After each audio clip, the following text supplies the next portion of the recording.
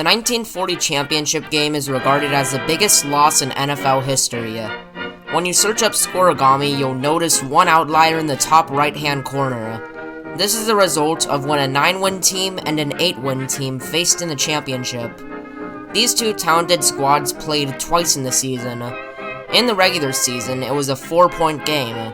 In the championship, the margin of victory was 73. Now, let's first get some background. Imagine you're back in November of 1940, and you start reading the newspaper. Okay, so Franklin D. Roosevelt just got re-elected.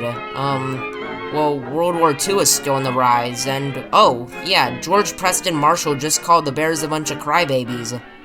Well, just like you, the Chicago Bears were also checking out the newspaper.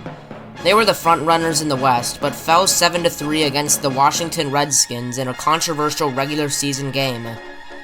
George Preston Marshall just happened to be the owner of the Redskins, and he followed a Redskins owner tradition. Marshall started blabbering his mouth, and he could not stop. Next thing you know, the Bears being crybabies and quitters were all over the papers, and Bears coach George Halas just happened to read it. One thing you gotta know is you don't mess with the Papa Bear. George Halas showed this to his team, posted the newspaper clippings all over the wall, and made sure the Bears were pissed off before their revenge game. 3 weeks later, the Bears arrived in Washington, D.C., facing the Redskins on the road for the championship. Apparently, the tension was spreading throughout the football faithful, cause the game sold out, something that didn't happen all too often in the 1940s. So let's jump into the game. The Bears received, and on just the second play of the game, Bill Osmanski made a first impression. Second play of the game, Bill Osmanski drives away for the Bears. Watch now as Chicago's George Wilson takes out not one, but two Redskins, and Osmanski completes a 68-yard touchdown. You can tell the angers were flaring in Chicago.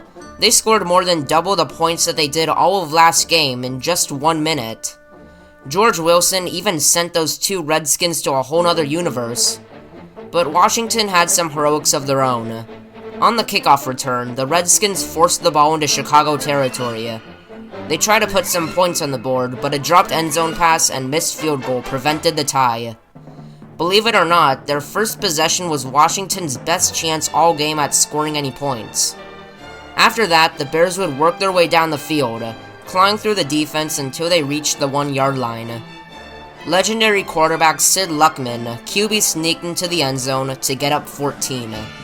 The rest of the first half for Washington went like this: punt, punt, interception, interception, turnover on downs, and interception. Meanwhile, Sid Luckman of the Bears had perfected the T formation, a formation rarely seen before in pro football at the time. 3 running backs would stand behind the quarterback in a T-shape, which I guess proved to be the real curveball in this game, cause the Redskins sure didn't expect that. Anyway, this formation inspired professional, college, and high school teams around the nation after the championship. But let's switch perspectives. The Washington Redskins, at halftime, were probably flabbergasted. They lost by a combined 16 points in the regular season, and were now down by 28 points at half. On the offensive end, Slingin' Sammy Baugh was slinging interceptions since he was being pressured on every play. On defense, the Redskins were dropping like flies from vicious blocks. The fans were shocked, the players exhausted, and George Halas was still mad. Halas had a speech in the locker room, saying something along the lines of, "Hey, they called us crybabies, keep on playing till all of your anger is out." In the second half, Washington started with the ball, with a chance to make a second half statement. Tom Brady came down 25 in a championship, why not them? Let's go and score, and they threw a pick six. Yeah, this game has turned into a full-on massacre, and Chicago wouldn't stop there. Their starters had their good share of fun, and the bench even got some reps in too. So I think you might get the gist of the rest of the game. Chicago ended with 11 touchdowns, 7 off of rushing, 1 by passing, and 3 pick sixes.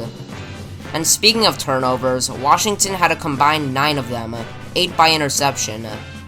Basically, the Redskins chose the wrong day to absolutely suck. And with the help of Marshall blabbering his mouth off and the almighty T formation, the end score was 73-0. funny thing is that it could have been worse. After the 9th touchdown, the stadium realized they were running out of footballs. Footballs would go into the stands after extra points, and fans were unwilling to give their souvenirs back, even when the stadium was offering them $40, equivalent to about $860 today. When the score got to 66-0, the referee even confiscated the ball from the extra point, saying it was the last one they had. When the game finally ended, the Bears' locker room was ecstatic. Also, a sports writer jokingly wrote that Redskins owner Marshall just shot himself. And if he didn't shoot himself, the Redskins team probably would. Marshall took the blame from the players for their loss, since he motivated the opposing team. In the Redskins locker room, multiple players started crying for giving their city hope and then losing by 73 freaking points in a championship game. Thanks for watching, and I'll see you in the next one.